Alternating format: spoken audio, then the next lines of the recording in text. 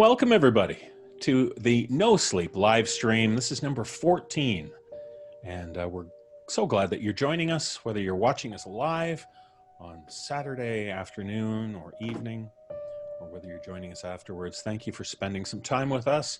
It is a thrill to be here, and it is a very special day. I've been told, of course, that it's the aphelion today, where the Earth is the farthest away from the sun. And I'll let you guess who told me that information. Probably our resident astrophysicist. So I think that's the only thing pretty much going on today that's worth mentioning. I can't think of anything else going on. No, I think it's just that, really.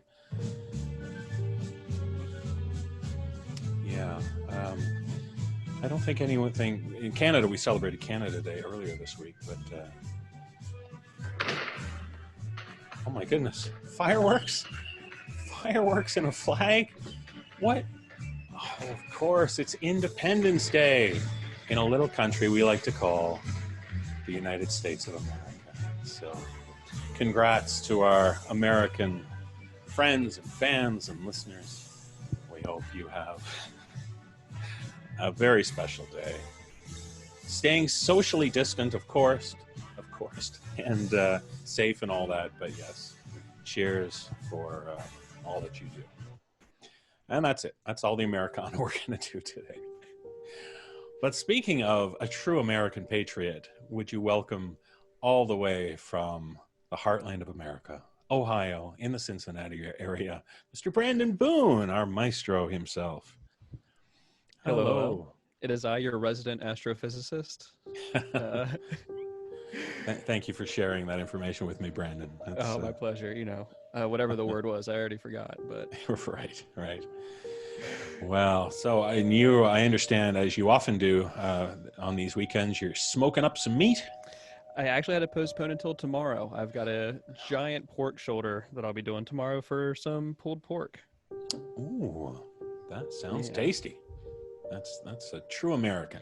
I'm afraid I got too much, so I'll be spreading it amongst my friends for whatever's left. So I'm sure they'll like that. Don't cough all over it when you do. No, I'm perfectly sanitary. I put hand sanitizer all over it before I cook it. Yeah, that really gives it a good smoky crust. Exactly. That's what you want. Smoky bark, I think they call it. Isn't that what it is? Yeah, it's the bark. Wonderful. Well, thank you, Brandon, for providing the music tonight. My pleasure, as always. We have one more American. I know it's scandalous to invite an American when we're doing this British production, but we are so thrilled that this wonderful actor is joining us. Would you welcome from the theater in West Virginia, the wonderful Mary Murphy. Hello, Mary. Hello. Thank you for joining us. Thank you for having me. Look at that. That's what folks you need to picture as we do this performance. That sort of theater, because that's where we're going to be performing tonight. So thank you, Mary, and happy Independence Day to you as well. Thank you so much. Indeed. Now we've got a Canadian and two Americans, but now it's time to head across the pond to a Britain that some call great. That's right. So we're going to bring in the first of our wonderful British actors, a gentleman who has been on the show for many years and many live performances, and he claims to be an astrophysicist. I've seen no evidence of it, but would you welcome Mr. David Ault? Hello there, everybody. Ault, wonderful to see you. And you, thank you very much. Now, is there a British type of Britain Independence Day? Not Independence Day, but do you have like a day? Well, I suppose it would be probably St. George's Day on the 23rd of April is probably the closest we get. And I'm not going to get political. Right. I figured you guys would probably start celebrating Independence Day now, since we were separated, and probably like good riddance at this point. But we're not getting political. Not getting political. Still not getting political. You can't goad me, Brandon. Can't. Well, thank you for joining us, David. It's a pleasure. Thank you very much. It is our pleasure to welcome a first-time resident to our live streams. She's been on for some of the other stuff we've done, and we had the great pleasure of touring England with her back in January. So would you welcome from down in the Brighton area of England, the wonderful Penny Scott Andrews. Hello. Hello, Penny. Hi. So wonderful to see you. Thank you for having me. It's lovely to see you all too. Yes, this is going to be so much fun. And thank you to your husband, Andy, who was with us recently and helped with some tech issues today. So yeah. Thank you, Andy, for that. I must learn how to work the microphone myself. Well, you sound wonderful. So thank you for being here and welcome to the live streams. Thank you. This will be great. And last but not least, we have the star of the show, our grande dame herself. We're thrilled that she is able to join us thanks to some babysitters and looking after the kids, the wonderful Erika Sanderson. Hello, Erika. Hello. How art thou? Very well, I thank you. Oh, excellent, excellent. So you're, is this weekend anything for you Brits, or is it just a summer weekend? Well, in our household, it's really important. Oh, of course. Yes. Because, Explain why that is, Erika. I'm married to an American, so we always celebrate 4th of July and Thanksgiving. So normally we would do, especially because it's on a weekend, normally we would have a barbecue and invite all of our friends round and hot dogs, burgers, and apple pie and things like that. But this year, Not.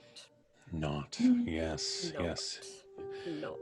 Pat being trapped back in America, dealing He stuff there. is, yes, yes. Well. You can celebrate in But at least he gets to celebrate. It's the first time in several years that he would actually be celebrating it in the US. So I'm hoping that he's had a good day if he's watching. Mm-hmm.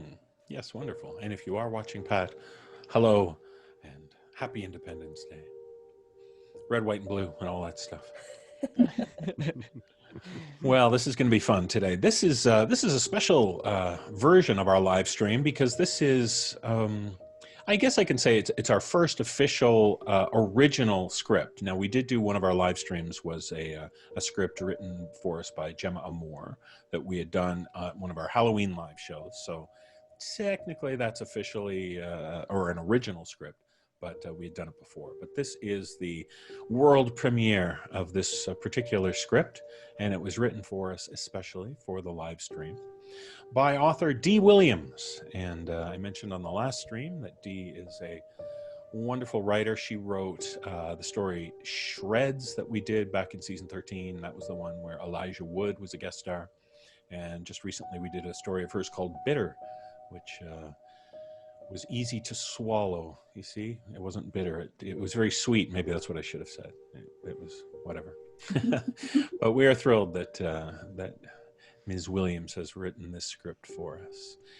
And this story takes place, as I mentioned, in England. There's a theater troupe ready to perform some Shakespeare.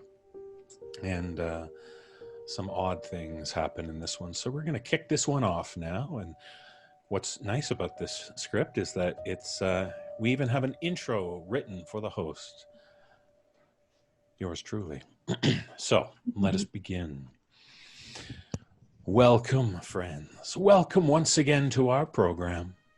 As always, we warn you that this broadcast is not for the faint of heart. And so, for tonight especially, we ask that you screw your courage to the sticking place as you join us for a trip to the theater. Stratford Playhouse is where we lay our scene, home to the renowned world stage Shakespeare troupe. But little do these actors know of the theater's disturbing past, or that here old superstitions may have consequences more real than they suspect. So, quiet, please. Take your seats. The house lights dim and the curtain rises. The show is about to begin. My gentle Marcius, worthy Caius, and by deed achieving honor newly named, what is it? Coriolanus must I call thee. But oh, My wife. My gracious silence, hail! Wouldst thou have laughed had I come coffined home, that weepest to see me triumph? Ah, my dear, such eyes the widows in Coriolis wear, and mothers that lack sons. Now the gods crown thee. Hold, please, hold. Oh, what's the matter, Marlene? Not good? No, Charles, it was perfect from you. And Henrietta and Edmund's just as lovely. Oh, thank you. Indeed, high praise. My problem is with you, Ingrid, darling. Me? I wasn't even saying anything. That's exactly my point, my dear. Just because you have no lines doesn't mean you can just stand there doing nothing. Look at Charles. Listen to what he's saying to you. He is your husband. He's just come back from war. You've been worried sick about him. You really have to sell that on me. Show me your relief. Show me how much you love him. I mean, for goodness sake, darling, he says, weep to see him triumph, and yet here you are standing there dry-eyed, looking like you're waiting in line at a supermarket. If he says you're crying and you're not, it comes across as terribly insincere. Oh, of course, Marlena. I'm so sorry. You're right. I'll do better next time, I promise. I'm glad to hear it. Well, with that, everyone, shall we take 5? Thank goodness. I thought I was going to burst. I've been holding it in for an hour. Marlena, care to grab a coffee with me? Oh, why, yes, Edmund, that sounds like a charming idea. Oh, you silly girl. Of course you can't just stand there. You're an actress. You're supposed to be acting. Why don't you pay better attention? You know, Ingrid, a few harsh notes from the director are a standard thing for all of us. You don't have to beat yourself up about it so much. Oh, I know, Charles. But you know, it's my first season with the troupe. Mm-hmm. And working under Marlena Peltier, no less. She was such an amazing actress. And now she's an amazing director. I'd hate to disappoint her. You sound a little starstruck. Of course. How couldn't I be? I've been a fan of hers for 15 years. 15 years? Well, she's barely been established that long. You must have seen some of her earliest work. I did. Why, I remember my parents took me to see the very first play she ever did. That she ever had a lead role in. The production of Macbeth. Do you remember? She played Lady Macbeth. And the Scottish play.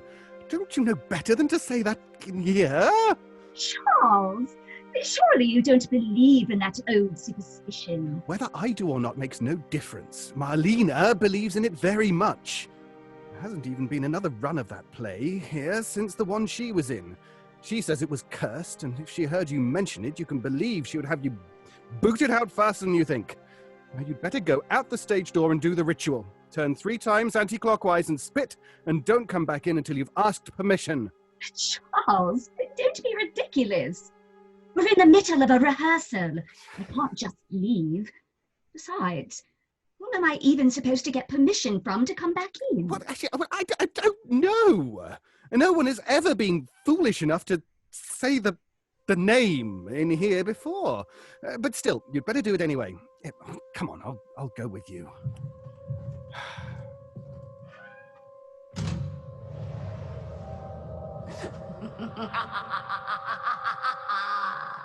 Come, spirits, stop up the access to Remo. Against this spirit, against this murderer, you cannot shut the door.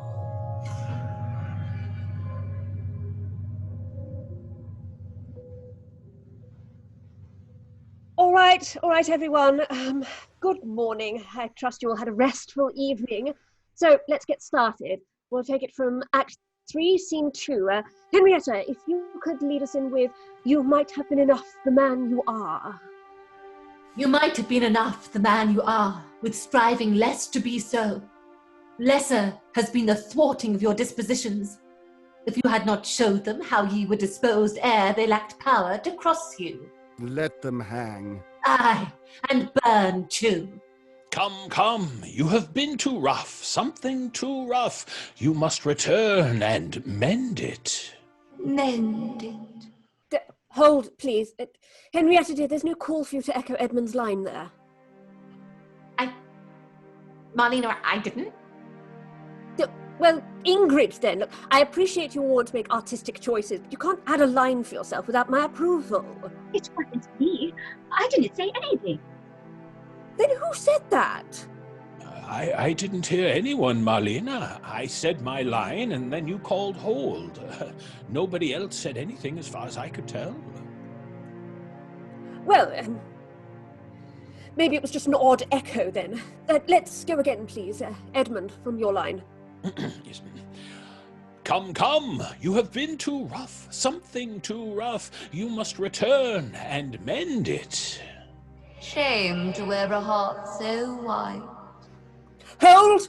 That is absolutely not the line. But it is. No, not yours, Edmund, the one that came after. Who said that? Henrietta? Ingrid? No. Not me. Nobody said anything after Marlena. Oh, nobody said anything? I clearly heard one of you. One of you said a line from the Scottish play. I heard it. Now hold on just a minute. You know, none of us would ever do something like that. We wouldn't dare. Oh, God. Hush, Ingrid. Don't say a word. It'll only cause trouble. But I heard it. I swear I did. Listen, Marlena, this is a big production. We're opening in 2 weeks. Just rest, that's all. Okay? Stressed? Yes, darling. Just rest. Nothing to be ashamed of. I suppose. Why don't we take a little break? Just for a few minutes. You can go sit in your office, have a glass of water. Then we can get back to it when you're feeling a little more settled. Well, yes, I think I will do that. Just for a few minutes, and then we'll get back to it. Everyone, please just talk among yourselves for a bit. I'll be back shortly. Goodness. I don't think I've ever seen her get so worked up. Is it just stress? Do you really think so? Gosh, I don't know. I was just trying to get her calmed down. It looked like she was fit to faint. And no wonder. This entire production has felt wrong and stifling for days. Like something changed all of a sudden. Don't you think? Yes, I think so too. Something has felt strange in here for a while now. I wouldn't say it's so bad. Well, perhaps a little. Edmund, why did you say that to Marlena earlier? Why did you say none of us would dare say a line from the Scottish play? Surely she isn't so superstitious about that just the line would bother her. Superstitious? Well, yes, certainly. Like all actors. But also... No, not like that. I forget, none of you were around for the last production of that play. Cursed from the start, and bad memories. A bad way for Marlena to start so lucrative a career. She hates to even think about it. What happened? What made it so awful? Marlena played the lady. You all know that. It was her first big role with the troupe. But initially there was another woman playing the part. Vivian. A fantastic actress. Truly something to behold. And so beautiful. In her heyday, she outshone everyone, even Marlena. Which is why Marlena began the run only as her understudy. Oh, but then... Oh no, the cats. There was an accident. An accident? No. Oh, God, I wish it had been an accident. Vivian, she was wonderful, but she was troubled. More than any of us knew. Dress rehearsal, the night before we opened, she jumped from the scaffolding onto the stage. Her head, she died instantly. Dear God. Oh, it was the worst thing any of us had ever seen. I remember there was...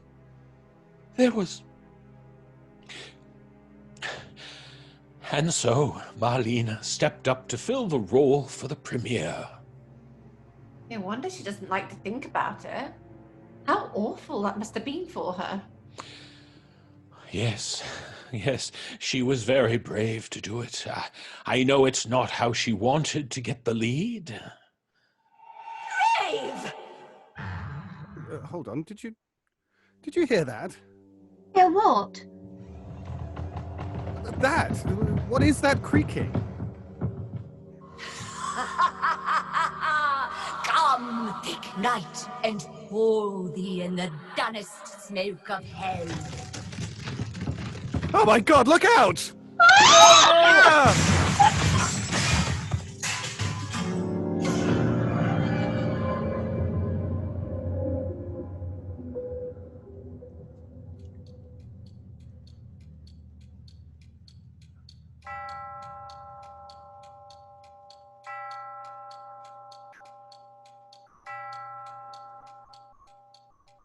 Ugh, might as well just give up and get out of bed now.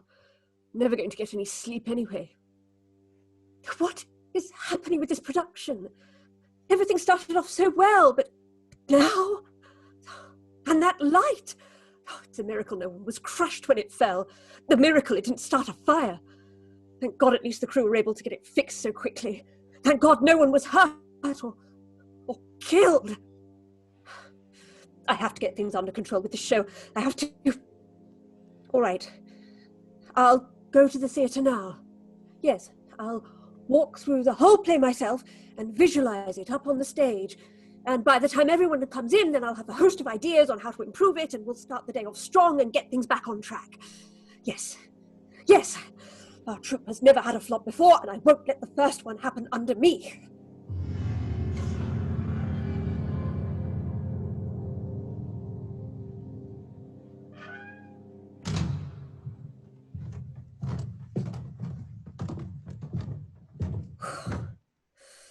Goodness, it's so cold. It feels so oppressive in here. Angels and ministers of grace, defend us. What? Who's there? Ingrid? Alina, what are you doing here? It's almost 4 a.m. Well, I could ask you the same question. Ingrid, how about now? Does it feel any different? Charles, too. What in the name of God is going on here? Oh, Marlena, we didn't expect you to be here so early. We were just, we were doing some good luck rituals. Good luck rituals? Yes, to get the show back on track, and what with the light falling and everything, it's just felt a bit unlucky. So we thought we'd try a few things to improve things. Charles, if you two wanted to bless this show with good luck, there is no reason why you couldn't have done it in the daylight with everybody else around. Oh, yes, but we didn't want to take time out of rehearsal and... Enough, Charles. We're not fooling her. No, indeed. So what is it then? Trying to polish your skills before the premiere? Or maybe dabbling in a little directing, seeing if you have what it takes to nudge in on my position? No, Marlena. We were just trying to... uncurse the theatre. Uncurse the theatre? What on earth are you talking about? It was all my fault, honestly. Charles is only here because he's very kind and he wanted to help me. I didn't think it was real at first. But then with the things that had gone wrong, and the light falling, and how heavy the space has become. Surely you felt it too. How you feel doesn't matter. What did you do? I said the name of the Scottish play during a rehearsal. It was an accident, I swear. And I've tried everything I can think of to reverse the bad luck it brought. Bad luck? You stupid child! Dear God, Marlena, don't hit her. She didn't mean to do anything wrong. So sorry. Please. It was stupid of me to say. Stupid of me to mention. Edmund told us about Vivian and I should have known better. I'm so sorry I've offended you. Get out! Get out, both of you! Come on, Ingrid.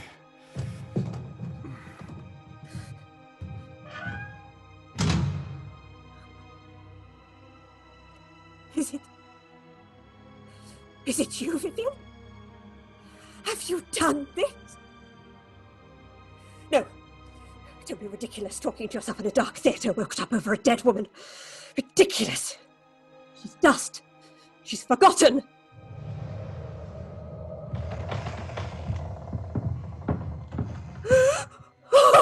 No. No. There's no one there. There's no one there. There's no one there. The Thane of Fife had a wife. Where is she now? Where is she now, Marlena? No. No, you're not real. You're a bad memory. You're dead. Dead and buried and cannot come out of her grave. Yet as you stand there, you see her. She shakes her gory locks at you. I'm not afraid of you. What need we fear when none can call our power to account? I wasn't afraid of you either. And look where it got me. You can't touch me. You can't hurt me. I've been here for 15 years and you haven't been able to do anything to me. I'd only been knocking at the gate. Now, somebody's finally let me in. You won't stop me. You won't ruin this for me. I'm better than you ever were. Do you hear me? Better than you could ever dreamed of becoming. You're nothing. Nobody even remembers you. Oh, the Thane of Fife had a wife. Where is she now? Where is she now? Where is she now? Vivian? Vivian! No. No one was ever there. Just a memory. Oh, you're going crazy, aren't you, Marlena? Aren't you?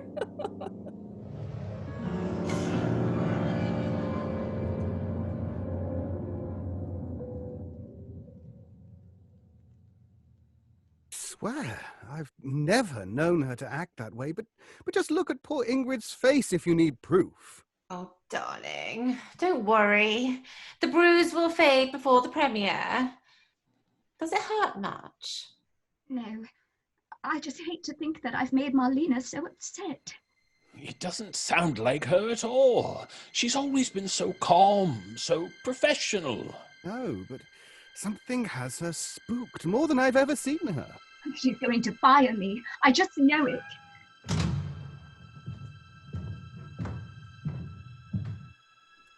Fire you? Did I hear you right, Ingrid? You think I'm going to fire you? Oh, Marlena, I'm so sorry. I wasn't meaning to be disrespectful. I don't think any of us expected to see you here this morning, Marlena. Well, alas, here I am. Work to be done, you know. And Ingrid, don't be ridiculous. I can't fire you. Your part is so small, so insubstantial that I couldn't possibly have planned to have someone understudy for you. Oh, of course. I assume you've all heard by now that I reacted in an unprofessional way when I found 2 of our cast members gallivanting around the theatre in the middle of the night last night. This, I'm sad to say, is true, and I would like to apologise for that. But this incident has no bearing on my quality as a director, nor on how this production is going to move forward. So we're going ahead as planned? Of course, Edmund. Opening night is already sold out. Surely you don't want to disappoint the crowd, put this entire troupe in financial jeopardy? No, certainly not. Well, then we press on. Why don't we start at Act 5, Scene 3? Ingrid, with your line, if you would. Oh, yes, Marlena. My lord and husband, These eyes are not the same I wore in Rome. Sorrow that delivers us thus changed, make you think so.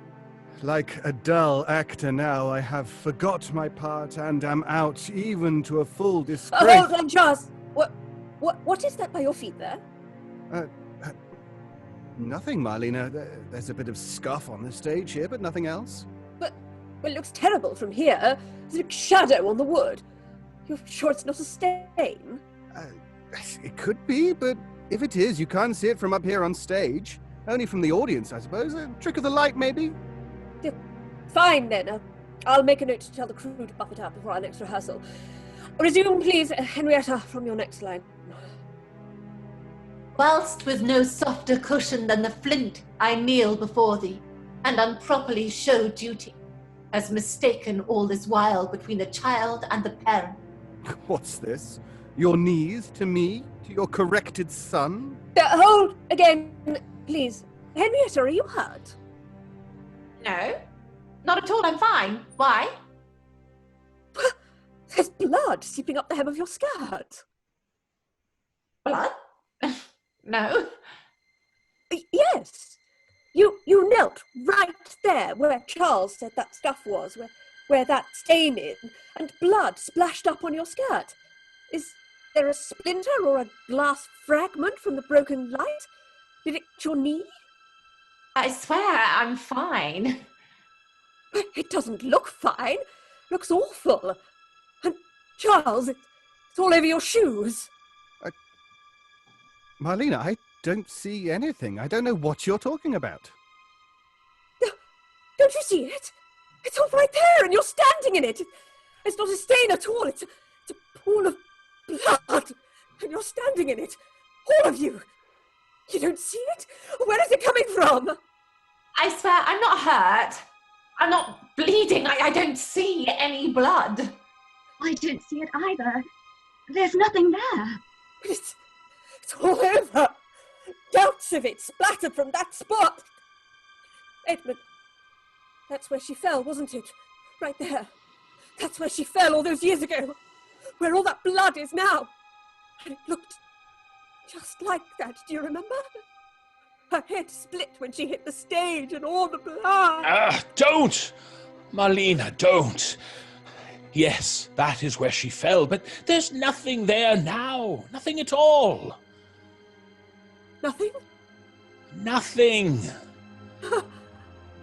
But it's soaking into your shoes. And into Henrietta's skirt. You've all kicked up onto the hem of your trousers. And Ingrid, it's splashed all over your bright socks. There's nothing there. Nothing there. Marlena, do you need a moment? Do we need to stop? No, certainly not. Keep going. There's nothing there after all. No, I think we'd better stop. Something's very wrong. Oh, wrong? Yes, there is. The times have been that when the brains were out, a person would die and at an end. But now I rise again. And who would have thought the old girl to have so much blood in her? Do you hear? She sees it. She did it. So much blood, but nothing there. Charles, what's wrong with her? For God's sake, Marlena, get a hold of yourself. Nothing there. Nothing there. Nothing there.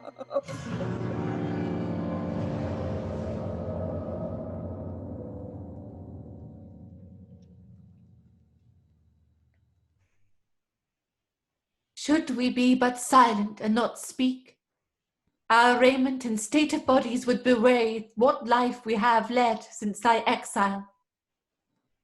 Think with thyself how much unfortunate than all living.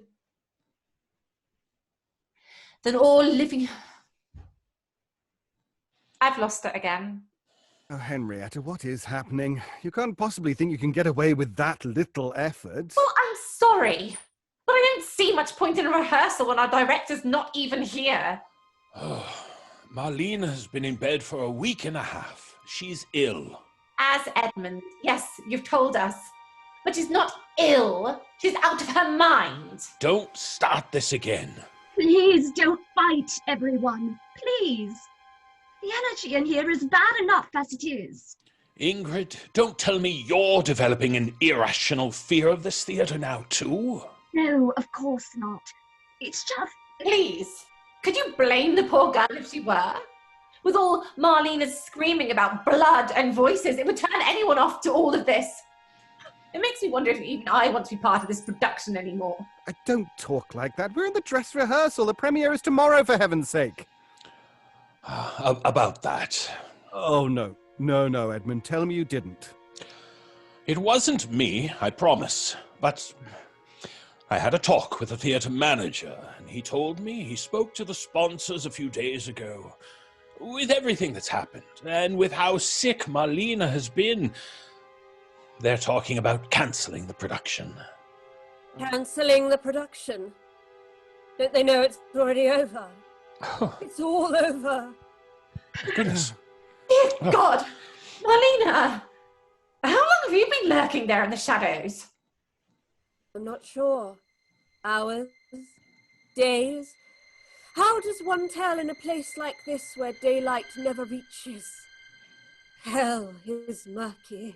Ingrid, Henrietta, get behind me. The blood is everywhere now, running down the aisles, dripping in clots off the stage, everywhere. But do you know where it's thickest? Marlena, please. You shouldn't be here. You should be home, in bed. It's thickest on my hands. Do you see it? I've washed them, and still blood all over, and nothing I do gets it off. Her skin. She's torn all the skin away. Oh, God in heaven. Marlena, please. You're not well. I don't understand what's happened. I don't understand why you're doing this. It's not me, Edmund. It's her. It's Vivian. All the perfumes of Arabia will not sweeten your little hands. I hear her now, don't you? No, and neither do you. This isn't right. I know you've been upset over Vivian for a long time. No, don't you see? I didn't care. I didn't care one single bit about her on the fact that she was dead. I was glad for it. She'd forgotten. Replaced. I replaced her. I was going to be the star this troupe would cherish for years to come, not her. Not anymore. But then the little ingenue said the name of the play. That horrible, cursed play where it all started, and let her back in. Let her memory come flooding back into this theatre like all of this terrible blood. After I'd been so careful for all that time, making sure nobody else would mention it, would mention her. But here she is again! Here she is again, with 20 more murders on her crown, to push you from your place. Marlena, whatever I said, whatever misfortune I brought on this theatre with what I said, it's my fault, not yours. You shouldn't torture yourself for it. Oh, sweet, stupid little Ingrid. Don't I think I see what you're doing? But I was just like you, conniving and scheming little tart. It is your fault. But it was my fault first. Marlena, no! What, she's climbing the scaffolding. Edmund, stop her! She's too fast. Marlena, come down! Come down! Vivian was a star, and I wanted to be like her. I wanted to be her, but she shone too brightly, and no one ever saw me for her light. Always an understudy, always a bit part, always the false promise that the next season would be the one for me. I was sick of it. What are you saying? Vivian didn't kill herself the night before the premiere. I tricked her up here and then I pushed her off. I murdered her. No, it can't be. It is, but it's all undone now. It's all ruined now. Not punishment enough that these hands will never be clean. She's taken everything from me. Everything. Not everything. Here's a spot yet. Vivian? No! No! No! No! Oh! Oh! Oh!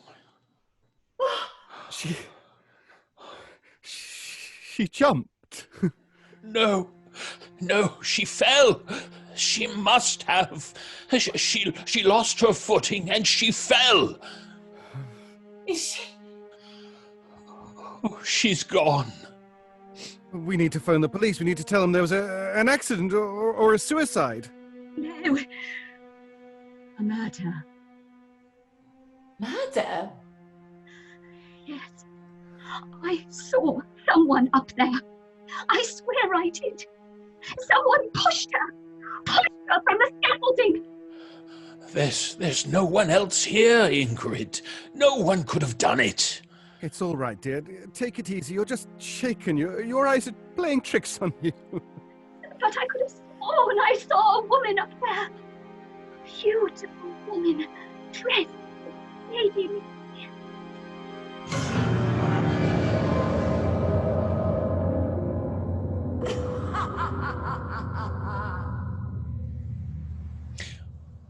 Well, these flaws and starts, impostors to true fear, would well become a woman's story at a winter's fire. It seems Marlena couldn't take a lesson from the Scottish play herself, and paid the price for what she played most foully for. But perhaps you can take a lesson from her story instead. And know that if something impedes you from the golden round, you could just try exercising a little patience as opposed to immediately resorting to murder. It will probably work out better in the long run. Stay safe, stay sane, and remember, never say the M word in a theater. So as the curtain falls and the house lights come up again, we wish you all a sleepless night.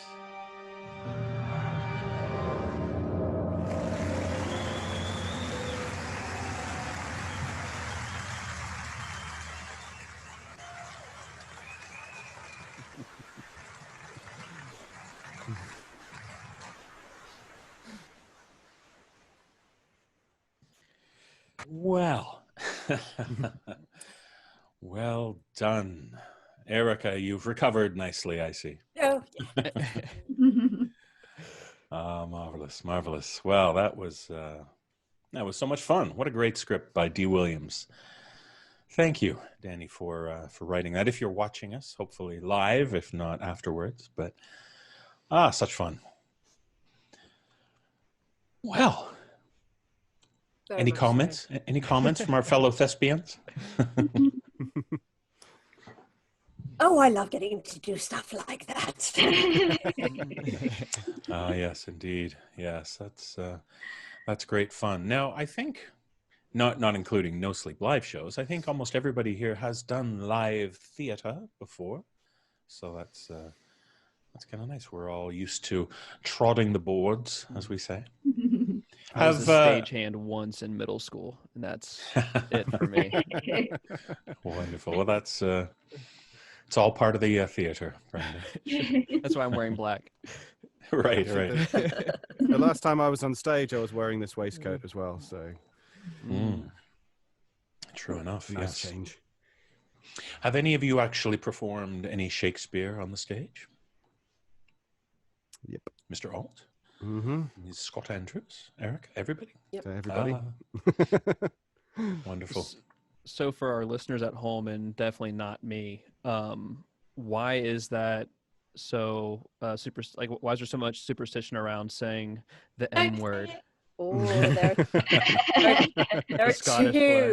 there are two big theories that I know of. One is a bit more paranormal and the other one is a bit more practical.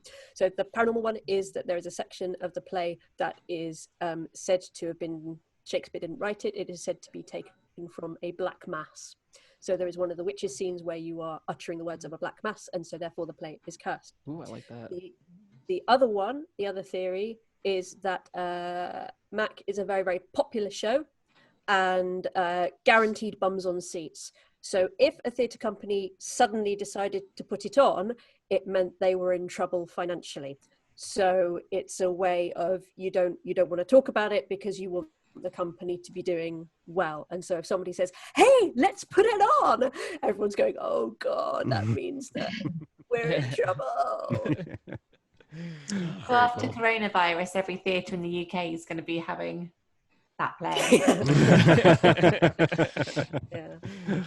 And if anyone does want any more sort of theatrical anecdotes, I've seen stuff happen twice where I was working as a stage manager, and one of the actors was messing around on stage, quoted it, and then the scenery collapsed around them, and it was these huge flats, and there was a domino effect that just went, including one member of the cast getting trapped inside this set of flats. What? Yep.